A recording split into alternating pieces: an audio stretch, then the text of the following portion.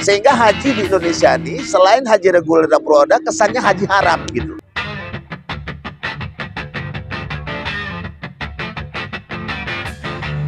Tahukah Anda apa yang menyebabkan jamaah haji furoda gagal berangkat? Ini alasannya. Haji adalah panggilan Allah Subhanahu wa Ta'ala. Banyak orang yang setelah mendaftar haji, dia melupakan faktor utama keberangkatan mereka. Sesungguhnya berangkatnya seseorang untuk berhaji adalah pilihan Allah Subhanahu wa Ta'ala. Gagalnya seseorang berangkat haji juga pilihan Allah Subhanahu wa Ta'ala. Jadi faktor utama kegagalan keberangkatan seorang untuk berhaji adalah karena dia belum ditakdirkan oleh Allah Subhanahu wa Ta'ala. Memang membahas faktor pertama ini banyak orang kurang menarik membahasnya. Ubadah bin Samit, seorang sahabat Nabi, mengatakan kepada anaknya, "Engkau tidak akan mendapatkan kenikmatan iman selagi engkau belum meyakini bahwa apa yang akan menimpamu tidak akan terlepas darimu. Dan apa yang terlepas darimu pasti tidak akan mengenaimu." Jadi sebenarnya para calon jamaah haji ini, sebelum kita bahas ke faktor yang nampak di mata kita, bahwa pilihan Allah Subhanahu wa Ta'ala kepada dia untuk berhaji belum ditetapkan pada tahun itu. Faktor utama inilah yang jarang dipikirkan oleh banyak orang. Kita akan membahas faktor yang kedua. Faktor yang kedua adalah ketamakan dari para penyelenggara. Maaf ini, mungkin travel, mungkin perorangan. Mereka menggunakan visa-visa selain visa furoda untuk memberangkatkan orang berhaji. Beberapa tahun lalu, ada satu orang yang memberangkatkan satu rombongan dengan menggunakan visa turis. Pada saat itu dia tidak memberitahukan kepada jamaahnya bahwa visa yang digunakan adalah visa turis. Sementara jamaah-jamaah yang mendaftar merasa mereka telah mendaftar haji furoda. Tentu kita tahu haji furoda ini untungnya besar. Nah, kalau ditukar menjadi visa turis, untungnya lebih besar lagi. Tetapi celakanya travel ini menyembunyikan visa yang sesungguhnya digunakan untuk memberangkatkan jamaahnya. Seandainya dia jujur kepada jamaahnya mengatakan bahwa visa ini adalah visa turis, mungkin hal ini tidak akan terjadi. Akibatnya jamaahnya pun ditahan oleh imigrasi Saudi Arabia hingga hari wukuf di Arafah. Di satu sisi jamaah memang agak rewel. Mereka tidak tahu sebenarnya visa bukanlah syarat haji, tapi visa adalah syarat untuk masuk ke satu negara. Saya juga pernah mengalami hal demikian. Beberapa orang merasa tidak mau ikut dengan rombongan saya gara-gara mereka tidak memakai visa furoda. Mereka khawatir akan begini, akan begitu. Padahal semua visa aman untuk masuk ke Saudi Arabia, kecuali visa haji yang hanya digunakan saat pendaratan di Jeddah. Nah, disinilah letak permasalahannya. Entah karena untung besar, entah karena malu, travel-travel ini tidak memberitahukan cara bagaimana masuk ke Saudi Arabia jika tidak menggunakan visa furoda. Nah, mungkin jamaahnya telah diminta biaya dengan haji furoda. Visa furoda ini cukup mahal, sekitar 6.000 dolar Amerika untuk visanya saja. Nah, jika dia gunakan visa turis, harganya separuh di bawah itu. Kalau dia bisa berbohong dengan jamaahnya, tentunya untungnya lebih besar. Tetapi akibatnya adalah mereka akan bermasalah di imigrasi. Pada waktu itu mereka mendarat di Jeddah. Seharusnya mereka mendarat di Riyadh. Dan karena pada waktu itu imigrasi Saudi masih melonggarkan visa-visa yang masuk ke Jeddah walaupun dia bukan visa haji. Tetapi pada tahun 2022 kemarin visa pekerja yang tidak memiliki izin tinggal tidak diizinkan mendarat, alias visa baru itu tidak diizinkan mendarat di Jeddah. Jika travel ini mengatakan kepada jemaahnya dari awal bahwa kalau kita landing di Jeddah menggunakan visa turis, kalau ditanya imigrasi katakan bahwa kita ingin ziarah, tentunya tidak ada persoalan. Pada waktu itu satu orang nenek ditanya, "Ibu mau kemana?" kata imigrasinya. Dia jawab mau haji. Maka langsung imigrasi pada saat itu kumpulkan semua rombongan dan mereka ditahan di imigrasi Jeddah hingga hari Arafah. Ini akibat dari travel yang tidak terbuka dengan jamaahnya. Visanya visa turis, dia ambil uangnya visa furoda. Penyebab lain adalah travel yang panik.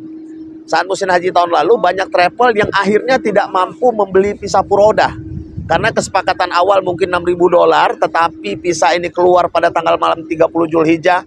Kemudian travel banyak yang berebut mau beli. Dan akhirnya visa ini naik harga jadi 8.000, 12.000, hampir 200 juta.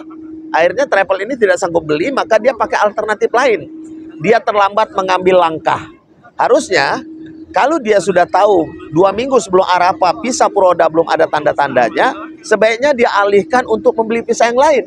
Akhirnya travel ini berusaha memberi visa turis secara online. Namun visa turis secara online ini tidak berlaku untuk paspor Indonesia. Kalau visa turis paspor Indonesia, dia harus ditempel di paspornya. Tetapi kalau Malaysia dan Singapura, mereka cukup mengapply visa turis ini secara online. Bagaimana kalau orang Indonesia mengapply secara online? Tentu saja visanya tidak mau di-print. Visanya tidak mau di-print. Maka yang harus dilakukan adalah dibuat nationality pada isian apply visanya itu Singapura. Nah, jadi Singapura di-print keluar visanya. Ternyata akhir-akhir ini imigrasi Saudi ini cermat. Ini bisa berlaku beberapa tahun yang lalu. Sebelum COVID ini juga sudah sering dilakukan oleh beberapa teman yang agak nakal ya. Nah, setelah dia print visanya, Singapura waktu diajukan ke imigrasi, imigrasi kaget.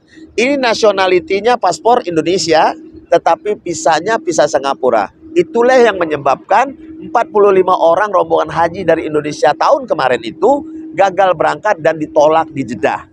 Jadi dapat disimpulkan kegagalan para jamaah haji berangkat dengan menggunakan visa turis atau visa pekerja ini sebenarnya mereka tidak memahami atau tidak mengupdate informasi terkini. Jadi memang urusan haji ini bukan soal travel besar atau travel ternama. Kemarin yang tidak jadi berangkat dengan visa furoda banyak, bahkan wali kota di satu tempat, di tempat saya aja nggak berangkat gunakan visa furoda. Kenapa? Karena secara taktis, secara teknis dia tidak memahami lapangan. Dia taunya beli visa, izin itu aja. Bahkan pemerintah dan media pun tidak mendidik masyarakat tentang bagaimana cara haji ini. Sehingga haji di Indonesia ini selain haji reguler dan furoda kesannya haji haram gitu.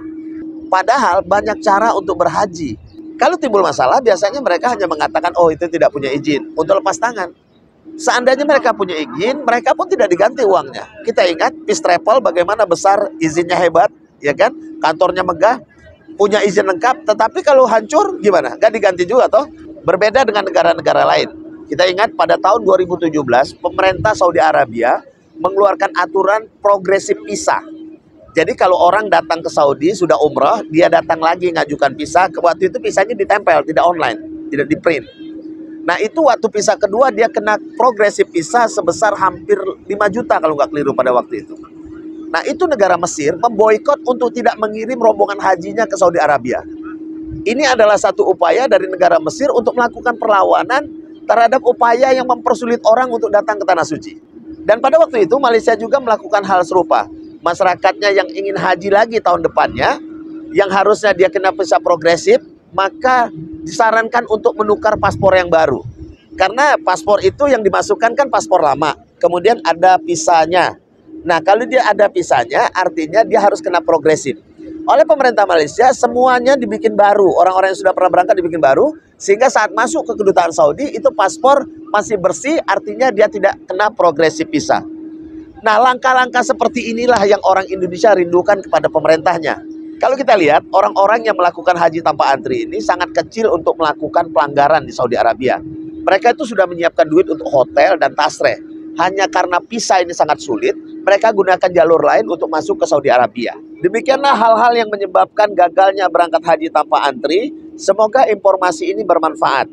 Dan untuk mengetahui kisah-kisah haji tanpa antri, Anda cukup ketik di YouTube, Haji Tanpa Antri Andi Madinah. Di situ banyak kisah haji tanpa antri yang dilakukan oleh orang-orang yang memang punya niat yang kuat untuk berhaji. Nah, kalau informasi ini bermanfaat, bagikan ke teman Anda, share ke Facebook, ke grup, dan jangan lupa berdoa kepada Allah agar Anda dipilih untuk datang ke Tanah Suci. Nah, bagi Anda yang ingin haji tanpa antri tahun depan, Anda boleh hubungi nomor WA saya. Kami saat ini juga sudah mulai mengurus visa, ya, karena visa makin dekat bulannya makin mahal. Kalau nanti Rajab, Sa'ban, Ramadan, Syawal apalagi ini makin mahal harga visanya. Maka mumpung belum masuk ke bulan-bulan yang mendekati musim haji, segera hubungi kontak dan insya Allah kita bisa haji sama-sama. Semoga Allah Subhanahu wa Ta'ala memilih Anda untuk datang ke Tanah Suci. Assalamualaikum.